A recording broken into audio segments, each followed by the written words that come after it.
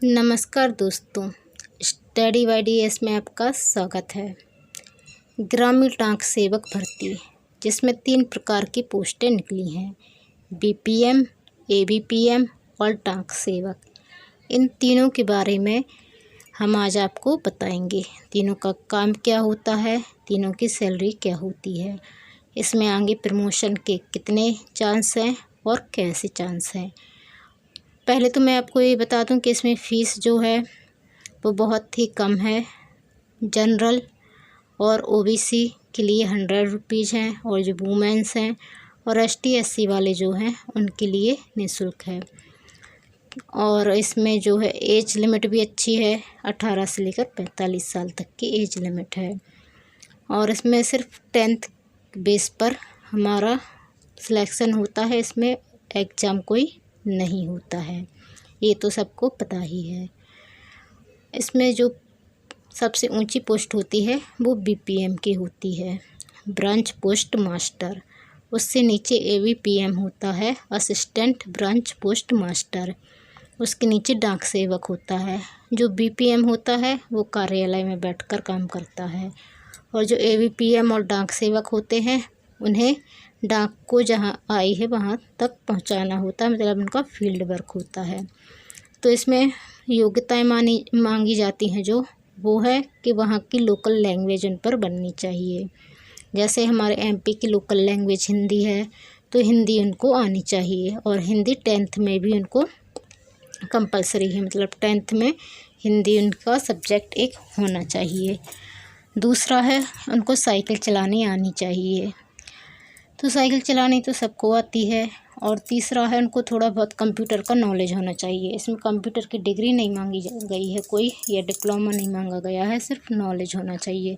तो basic knowledge भी सबको होता है कंप्यूटर का, कंप्यूटर क्या है, माउस क्या है, कीबोर्ड क्या है, इस तरीके से मतलब थोड़ा बहुत नॉलेज होना चाहिए। तो ये नॉलेज सबको होता है, थोड़ा बहुत सब कॉपी पेस्ट सब करते हैं, सब जानते हैं।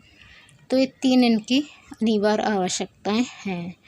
और इसमें कोई एग्ज़ाम होता नहीं है, लिस्ट मेरिट के हिसाब से गिरती है। सैलरी शुरुआत में होती है 10,000, बीपीएम की 12,000 और एबीपीएम और इसकी 10,000 होती है। तो आप ये मत सोचिए कि इसमें सैलरी कम है तो हमें नहीं डालना चाहिए कुछ भी, क्योंकि ये जो पोस्ट है वो केंद्र सरकार की है। सैलरी इसमें आगे जाके बहुत बढ़ जाती है। और ये जो है पोस्ट सबसे कंफर्टेबल पोस्ट है। 4 से लेके 6 घंटे तक का आपका वर्क रहता है। आपकी जो जॉब है वो किसी ग्रामीण इलाके में रहेगी, तो आप उस जगह पे जाके अपनी पढ़ाई जो है अच्छे से कर सकते हैं। यदि आप आगे किसी एग्ज़ाम की तैयारी करना चाहते हैं तो वो आप उस जगह पे जाके अच्छे से तैयारी कर सकते हैं, क्योंकि आपको जो शांत माहौल मिलेगा और आप अपनी जॉब से फ्री होके अपने लैपटॉप पर, अपने मोबाइल पर घर में बैठकर आराम से तैयारी कर सकते हैं। तो ये जॉब बहुत अच्छी है और इसमें मेरिट गिरती है, मेरिट के हिसाब से सिलेक्शन होता है। तो आजकल हम देख ही रहे हैं कि 90 के ऊपर परसेंटेज लाना कितना आसान हो गया है, क्योंकि अब 25 नंबर के ऑब्जेक्शन आ जाते हैं, फाइल वगैरह के मिलते हैं। तो 70-75 तो नॉर्मली सभी के आ जाते हैं। 80-85 भी जो एवरेज बच्चे ले रहते हैं वो ले आते हैं, और जो होशियार बच्चे रहते हैं वो 90+ लेकर आते हैं। तो इसमें लिस्ट जो है वो 90+ ही जाती है। तो ऐसा नहीं है कि यदि आपके 86-85 हैं या 70+ हैं तो आप ना डालें, आप डाल सकते हैं, क्योंकि इसमें फ़ीस कुछ ज़्यादा है नहीं। लक बाई चांस हो सकता है आपने जहाँ से डाला है वहाँ पे ज़्यादा फॉर्म ना डले हों, आपकी कास्ट मतलब एसटी एससी वाले हैं तो वहाँ पे एसटी एससी के कम डले हों या ओबीसी के कम डले हों, लक बाई चांस आपका हो जाए। एग्ज़ाम तो कोई है नहीं, आप फॉर्म डाल के निश्चिंत हो जाइए। जब रिजल्ट आए तो एक बार चेक कर लीजिए। 50 रुपये, 100 रुपये, 150 रुपये, मतलब ये समझ लीजिए कि हमने ऐसे खर्च कर दिए, भूल जाइए उनको, कुछ ज़्यादा खर्चा तो है नहीं। तो आप फॉर्म डाल सकते हैं। अब इसमें देखिए, लोगों को लगता है इसमें आगे जाके प्रमोशन होगा या नहीं, सैलरी इतनी ही तो नहीं रह जाएगी। तो ऐसा नहीं है, सैलरी बढ़ती रहती है आपकी 2-5 साल में 20 के ऊपर ही चली जाएगी। और प्रमोशन भी होता है, डिपार्टमेंटल प्रमोशन भी होता है, वरना आपका ऐसे जो 12 साल बाद होता है प्रमोशन, ये सब जो नीतियां हैं उनके हिसाब से तो प्रमोशन होता ही है। तो ये जॉब सबसे बेस्ट है और गर्ल्स के लिए भी ये अच्छी जॉब है बीपीएम की।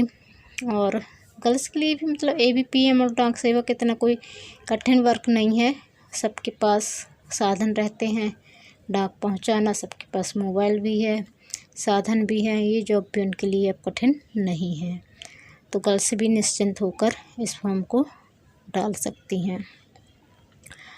तो यदि आपका कोई भी सवाल हो इस जॉब को लेकर तो आप कमेंट कर पूछिएगा। और मेरा मानना है कि आप इस फॉर्म को ज़रूर अप्लाई करें, क्योंकि एग्ज़ाम है नहीं और फीस भी ज़्यादा नहीं है और एज अच्छी खासी है।